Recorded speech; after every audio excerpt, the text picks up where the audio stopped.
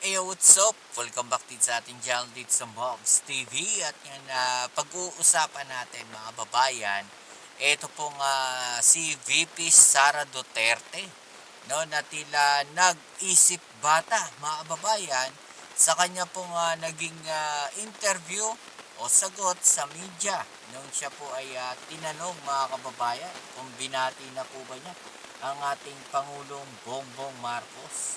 Okay, so yan po ang ating aalamin ngayon at pag-uusapan. Pero syempre, bago ang lahat, please don't forget to subscribe, like, share, at comment dyan sa comment section.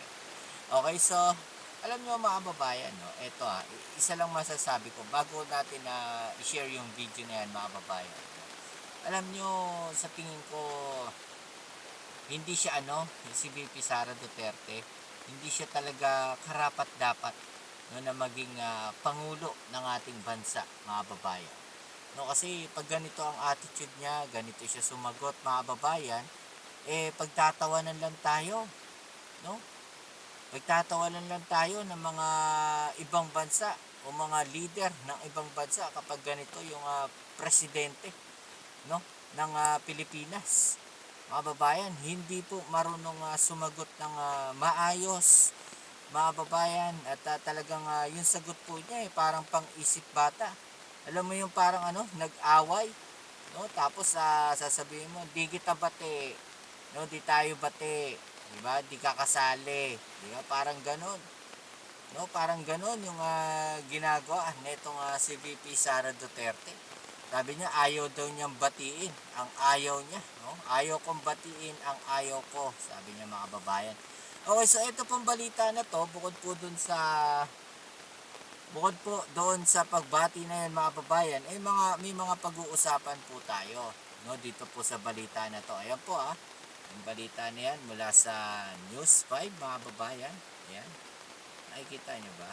Medyo ayan, medyo blurred kasi. Okay, so ayan, alamin natin kung ano nilalaman nitong balita na to mga babayan. Right? Tapos pag-usapan natin. Let's go!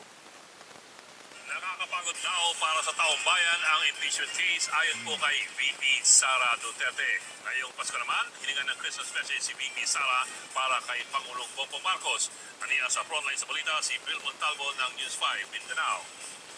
Ang sinasabi ko, wala akong i-confirm at i-deny.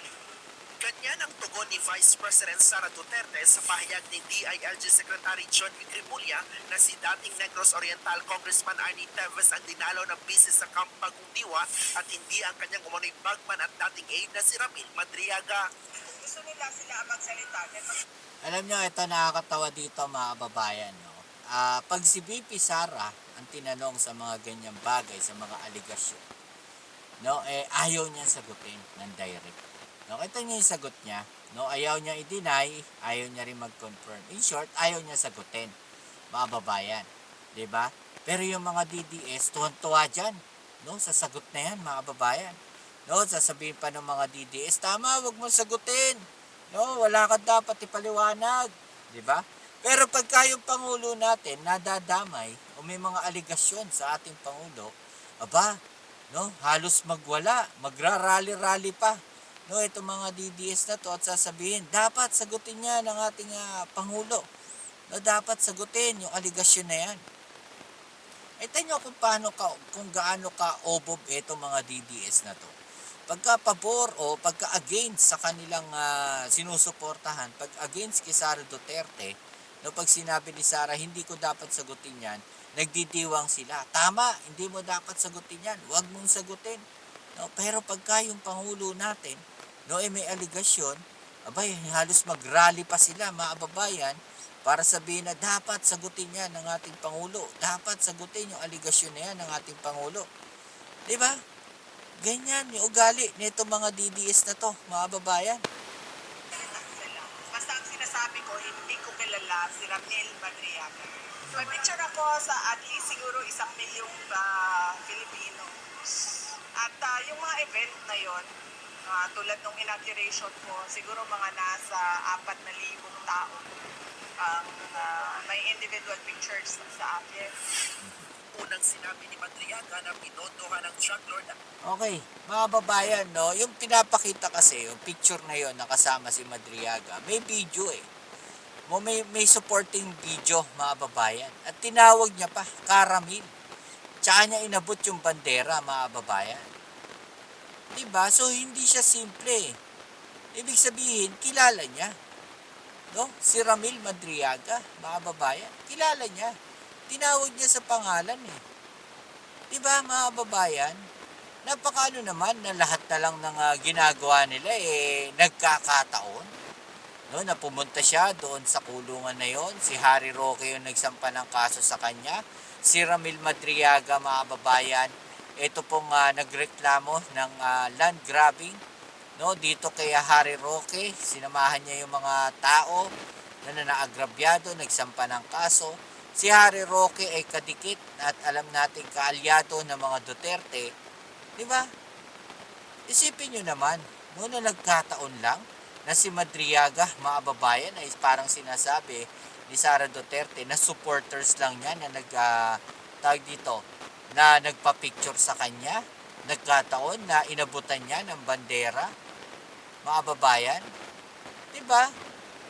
Para sa akin mga tanga na lang talaga yung maniniwala sa mga ganong excuses. Mga tanga na lang talaga yung maniniwala sa mga ganong paliwanag. Diba? Hindi ka tanggap-tanggap yun eh. Yung ganong klaseng paliwanag. No? Ano yung nagkataon lang na pumunta siya sa BJMP na nandun si Tevez, nandun siya Madriaga, mga babayan na walang kinalaman. Diba? Nakakapupo yung mga ganun sagot, mga babayan. Bago ang kandidatura ng BIS noong 2022, naisumite na ang salaysay ni Madriaga sa ombudsman sa pamamagitan ng kanyang abogado para imbestigahan. Kung lahat akusasyon lang, walang ebidensya, ibig sabihin, paninira lang yan. At kung paninira yan, connected pa rin yan sa 2028 presidential elections. Tungkol naman sa posibleng Diba, mga babayan, nakafocus na sila sa 2028 election. Kaya nga ayaw na nila sumagot sa mga akusasyon. Diba? Ayaw na nila pansinin. Kasi alam nila madadali sila. Pero ano ba yung ginagawa nila? Diba? Mga babayan, wala na silang chance mapabagsak yung Pangulo natin eh. Kaya yun na yung nila, next in line na plano nila. No? Ngayon pa lang mangampanya na sila, mga babayan.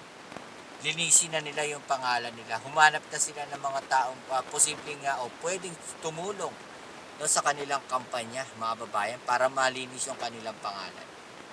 Diba? Kayo ba iboboto ninyo yung mga ganitong klaseng tao? Diba? Yung impeachment nga, hindi niya nasagot. Ang dami niyang aligasyon sa kanya na hindi niya masagot ng maayos. No? Gumising na kayo, mga babayan. Gumising na kayo sa bayan ng Pilipino. Kung itong klaseng tao pa ang iboboto ninyo. Diba? impeachment complaint laban sa BIS sa susunod na taon, ito lang ang kanyang masasabi. Nakakapagod na siya para sa taong bayan, yung impeachment na yan. Dahil nakikita naman natin na wala talagang ebidensya yung kanilang mga reklamo. Totally for threats and harassment. Threats and harassment lang daw, mga babayan. Wala daw ebidensya na yung reklamo. May ebidensya. Actually, may ebidensya. Hinarang nyo lang. Hinarang lang ng mga Duterte Black. Hinarang lang ni Chis Escudero. Ginawan lang nila ng paraan. Pinatulog lang yung impeachment, mga babayan. Diba? Kung wala palang ebidensya, bakit kayo natakot? Wala palang ebidensya, bakit pinatigil yung impeachment? Bakit talagang sinubukang patayin yung impeachment? Kung wala palang ebidensya. 'Di ba? Takot na takot sila doon sa impeachment na yan, mga babayan. Kung sinasabi ni Sara Duterte na walang ebidensya at paninira lang sa kanya, bakit hindi nila pinaproceed? Bakit di niya sinabi, ituloy niyo yung impeachment na yan? Diba? Para magkaalaman tayo. Ganun talaga dapat ang ginawa. Hindi yung ginawa nila ng paraan para mapatigil, mapatahimik yung impeachment na yan, mga babayan. Diba? Ngayong araw ng Pasko, natanong naman ang Vice sa mensahe niya kay Pangulong Bongbong Marcos. Bakit? Magbabago ba yung ugali niya kung Christmas o hindi? Hindi naman magbabago. So, and in the same vein, magbabago ba yung ugali ko kung Christmas o hindi? So kung ayaw ko siya batiin kahapon na hindi Christmas, ayaw ko siya batiin ngayon na Pasko. Diba?